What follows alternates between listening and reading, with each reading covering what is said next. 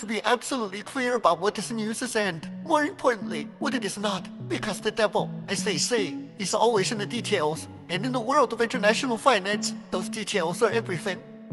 The announcement from the Central Bank of Iraq, or CBI, is not a simple declaration of a new, fixed exchange rate that will be implemented tomorrow morning. If you were expecting a headline that reads, 1 IQD now equals $1, then you have fundamentally misunderstood the mechanics of a sovereign nation's monetary policy and the painstaking process of economic reform.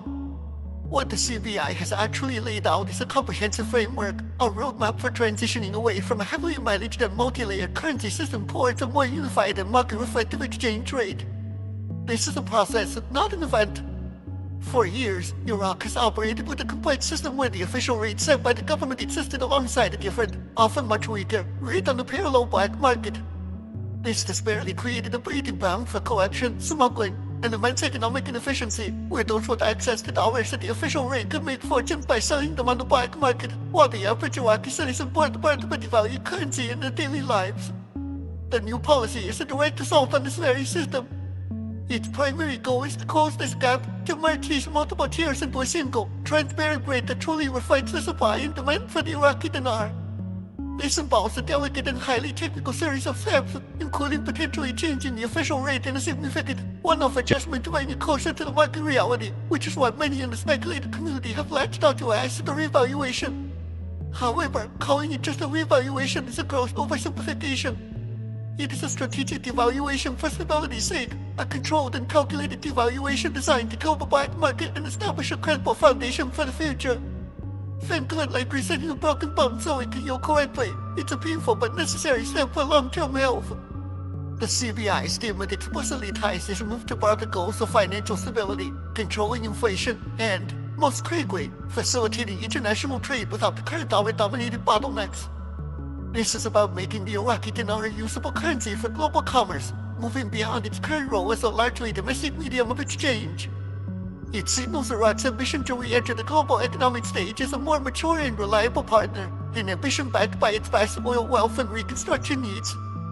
This isn't happening in a vacuum. It's the culmination of years of pressure from the International Monetary Fund and World Bank, who have long advocated for such reforms as a prerequisite for deeper economic integration and debt relief. The CBI is essentially trying to perform open-heart surgery on the Iraqi economy while the patient is still awake and walking around. The risks are enormous. A misstep could trigger hyperinflation, a run on banks, or severe public unrest if the cost of living skyrockets overnight. But the CBI seems to be betting that the short-term pain will be worth the long-term gain of a stable, unified, and internationally recognized currency. This is the real story behind the CBI's announcement, a high-stakes gamble for economic sovereignty and stability, not a magic wand for currency speculators.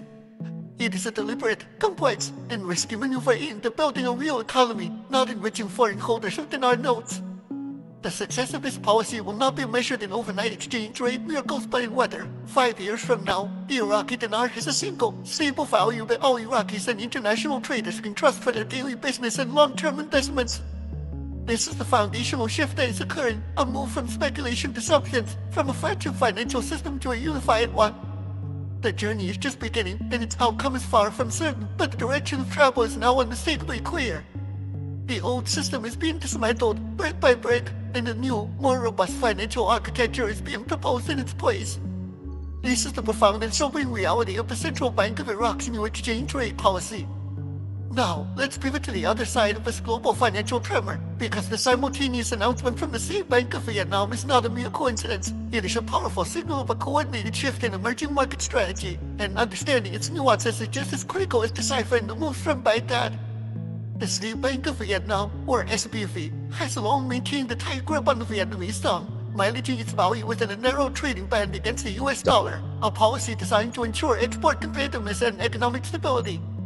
However, this control came at a cost, fostering a vibrant and persistent black market for foreign currency that operated in the shadows, undermining the SPV's authority and creating a dual economy for money. The new policies unveiled by the SPV are a direct and aggressive attempt to dismantle this parallel market and absorb its liquidity back into the official banking system. This involves a significant widening of the Dong's trading band, giving the currency more room to fluctuate based on market forces, and a committed intervention to stabilize the exchange rate within this new, wider corridor. But the most crucial part of Vietnam's strategy, And what makes it a perfect parallel to Iraq's situation is the focus on de-dollarizing its own domestic economy.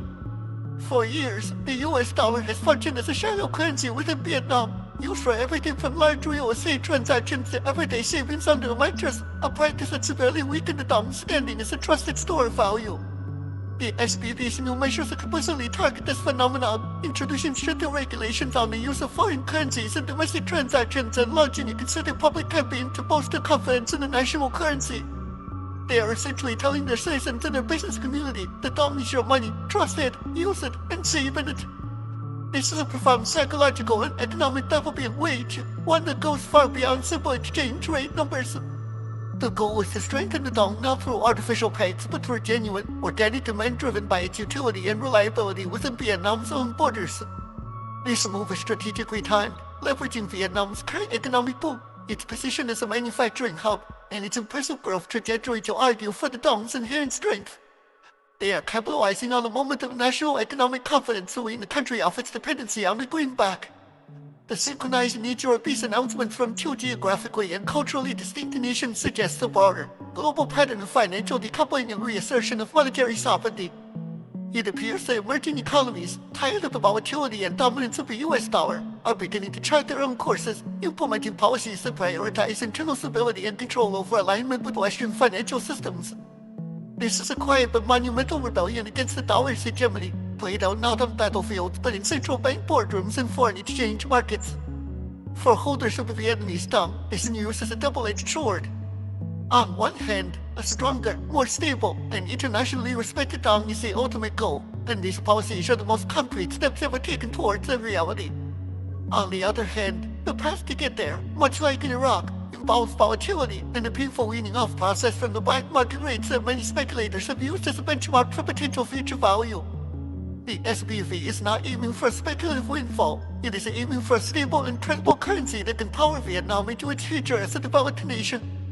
The success of this policy will be measured by the reduction of the black market premium, the increase in Dong-denominated deposits in banks, and the long-term stability of the exchange rate, not by a sudden, dramatic spike in value.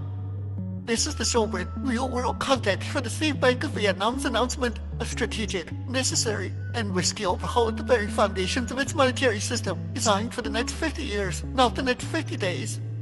It is a testament to Vietnam's economic confidence and a clear declaration that it is ready to control its own financial destiny, with all the challenges and opportunities that such a bold move entails. So, where does this leave you, the investor, the speculator, the individual who has been following the saga with bated breath, wondering what these earth-shattering announcements from the CBI and the State Bank of Vietnam truly mean for the value of the dinar and dong you may hold? This is the moment we connect the grand, macroeconomic strategy to your personal financial reality, and the conclusion may not be what you wanted to hear, but it is the unvarnished truth you desperately need to understand. The fundamental, paradigm-shifting takeaway from today's news is that the central banks of Iraq and Vietnam are not working for you. They are working for the long-term economic stability and prosperity of their respective nations. Their primary constituents are their own citizens, their domestic businesses, and their international trade partners, not foreign currency speculators hoping for a lottery-style payout. The entire architecture of these new policies is designed to build a real, functioning, incredible economy, and in a blueprint, a sudden, thousand-fold increase in currency value that will instantly collapse their export markets and trigger hyperinflation is nothing short of a national suicide kill. It is an economic impossibility, and clinging to the fantasy in the face of these concrete policy announcements is a recipe for financial disappointment. The real value, the genuine opportunity, lies not in a mythical revaluation but in the very real and tangible process of stabilization and international acceptance that these banks have now formally set in motion. Think of it this way, for years, the dinar and dong have been like volatile, speculative penny stocks, their value driven by rumor and hope. What the CBI and SBV are attempting to do is to transform them into stable, blue-chip investments, their value derived from the solid fundamentals of a growing economy, vast natural resources, and strategic global positioning. The profit is no longer an explosive, overnight pop, but in a slow, steady, and sustainable appreciation over years and decades as these nations mature. This is the transition from get-rich-quick speculation to value-based investing, and it requires a complete recalibration of your mindset and expectations. The announcements today are arguably the most bullish news to ever come out from these currencies, but they are bullish for the right reasons, not the hyped-up reasons peddled in echo chambers online. They prove that the leadership in Baghdad and Hanoi is serious, that they are implementing the difficult reform to